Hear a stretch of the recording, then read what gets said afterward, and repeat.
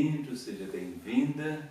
Nós estamos com mais um programa da Paróquia São Vicente de Paulo, sou o Padre Ronildo, Escola da Fé. Que bom que estamos aqui e nós queremos continuar nossa reflexão, a profissão da fé. Eu creio, nós cremos. A transmissão da revelação divina é o assunto agora e depois também sobre a Sagrada Escritura. O que o Catecismo fala para nós? A partir do número 74. Então, sempre baseado no Catecismo da Igreja Católica, mas, claro, teria tanta coisa para falar, mas eu chamo a atenção que nós temos a segurança da nossa fé a partir do Catecismo da Igreja Católica, que também, claro, é baseado na Sagrada Escritura, que é fundamental para nós. Temos os dois meios de conhecer as verdades de Deus, também as verdades do ser humano. Não só a verdade do ser humano no sentido íntimo, mas também social, estrutural, sem dúvida. É o Catecismo da Igreja Católica, mas é, sobretudo, a Sagrada Escritura. Não só a Sagrada Escritura, também o Magistério da Igreja. Temos o Catecismo, que é o conteúdo do nosso estudo, da nossa reflexão, mas temos tantos outros escritos. Aliás, nos 3 primeiros séculos da Igreja, é onde tivemos muitos escritos, reflexões, aprofundamento, concílios, para definir uma clareza sobre a nossa fé. Então, essa é a maneira que a Igreja Católica apresenta sobre as verdades de fé. Não só apenas a Sagrada Escritura, mas a partir dela também a tradição da Igreja. E temos aqui a transmissão da revelação divina, que é o assunto de hoje, como disse, número 74 do Catecismo da Igreja Católica. Convido você para um silêncio para percebermos Deus que habita a nossa vida.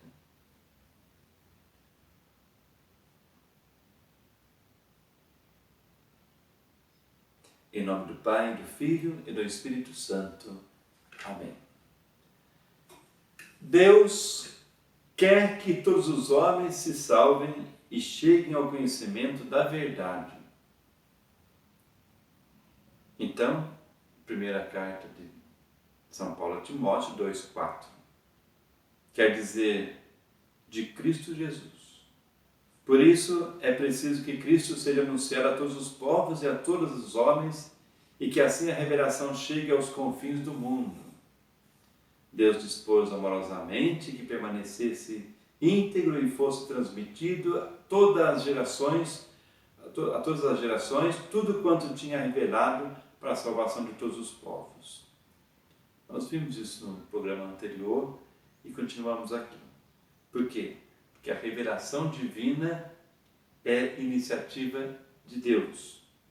Então nós temos 3 pontos quando se trata da revelação, da transmissão da revelação divina. A tradição apostólica, aquilo que os apóstolos viveram e escreveram, incluindo Paulo. Tivemos não reconhecidos como livros canônicos da Sagrada Escritura, mas vários escritos também, lá no começo da igreja, catequese, e temos os textos bíblicos. Também a revelação entre a tradição, a relação entre a tradição e a Sagrada Escritura. Saibam vocês que a Sagrada Escritura, quando é escrita, ela, por vezes, é reflexo de uma experiência real, concreta, da presença de Deus, do ressuscitado. Então, tem a tradição oral, o Evangelho, por exemplo, os Evangelhos foram escritos e primeiro o pessoal viveu aquela experiência, apareceram desafios e depois os 4 evangelistas escreveram para responder, para atender algumas necessidades e para revelar Deus. Mas primeiro houve uma experiência concreta e falava um para o outro, tradição oral, falava um para o outro da experiência vivida. Depois veio a escrita. A escrita é o registro oficial da experiência da comunidade, daquele momento, daquela situação, daquele lugar, daquelas pessoas e assim vai. A interpretação da herança da fé. Aqui entra os dogmas. A igreja, a partir de 74, vocês vão ver no catecismo, a igreja ela é responsável de ajudar a perceber o que é verdade e o que não é de fé. E os dogmas entram também aqui, como já disse. né, os dogmas da igreja. Porque a igreja vem, inspirada por Deus, apresentar as verdades de Deus. Ela não é dona da verdade, mas é instrumento dela. Quando se trata de Sagrada Escritura, Cristo, palavra única da Escritura Santa. Então, nós sabemos assim que a partir de Cristo compreendemos o Antigo Testamento e compreendemos o futuro também, né?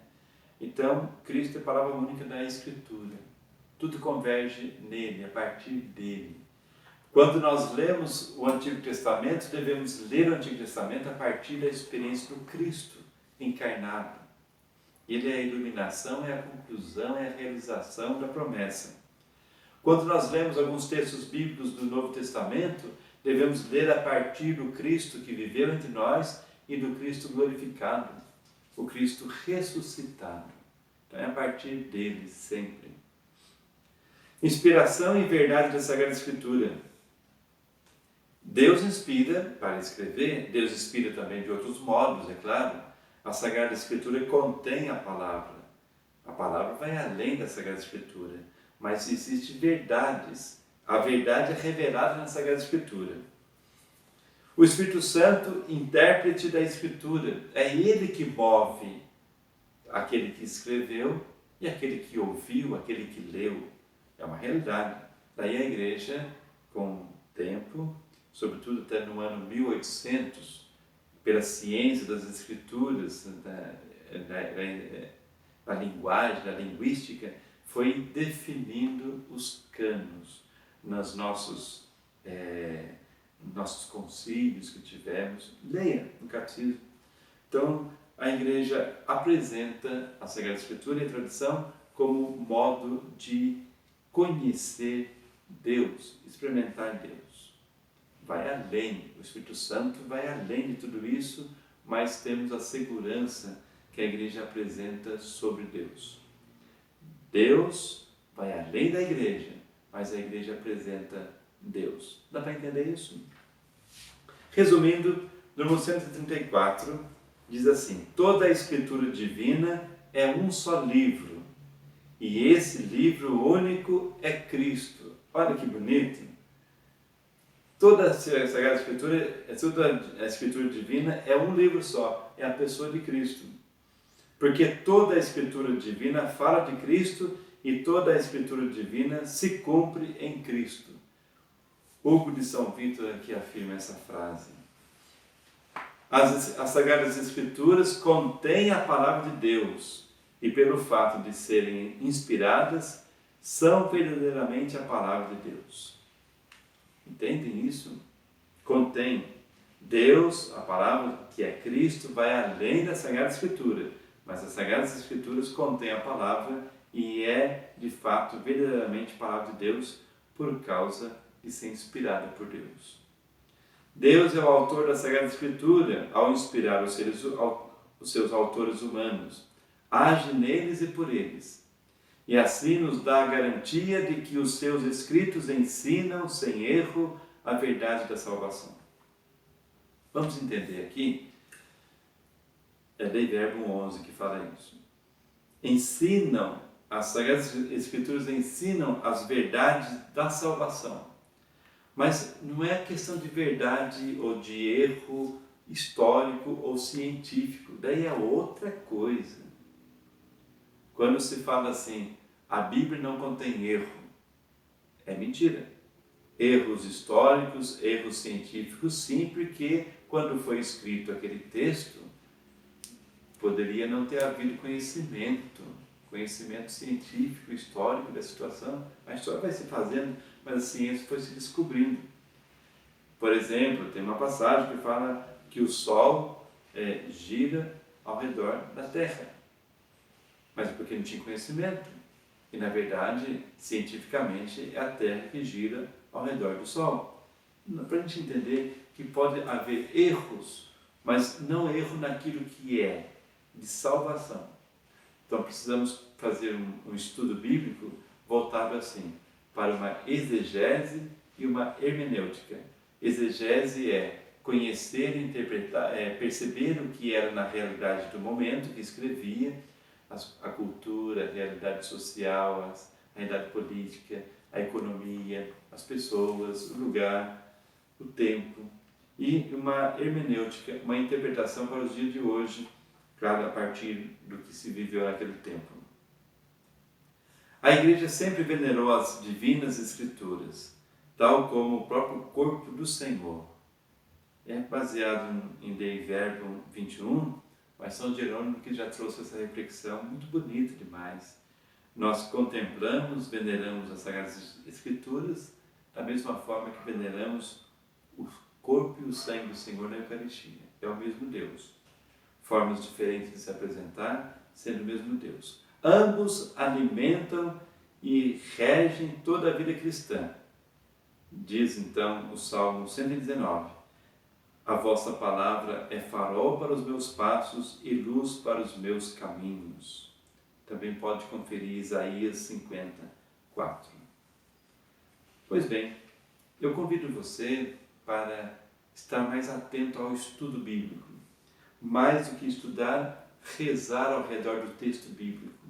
E orar diante do texto bíblico não é fugir da realidade, pelo contrário, é deixar que o texto, naquele tempo escrito, revelado por Deus, inspire, ilumine o meu ser e agir agora, aqui e agora. Quando eu falo da minha vida interior, da minha vida pessoal, mas também do modo que eu vou conviver. A Sagrada Escritura forma a consciência moral, a consciência interna, mas também forma a convivência social comunitária. Tá bom? Semana que vem, no próximo programa, vamos falar sobre a resposta do homem a Deus, a questão da fé. Olha, está muito bonito, viu? Eu já preparei. Está bonito demais esse texto, muito, muito profundo mesmo, sobre como nós respondemos a Deus e como que é a fé nessa questão toda. Lembrando que estamos falando sobre a profissão da fé, eu creio, nós cremos no Catecismo da Igreja Católica.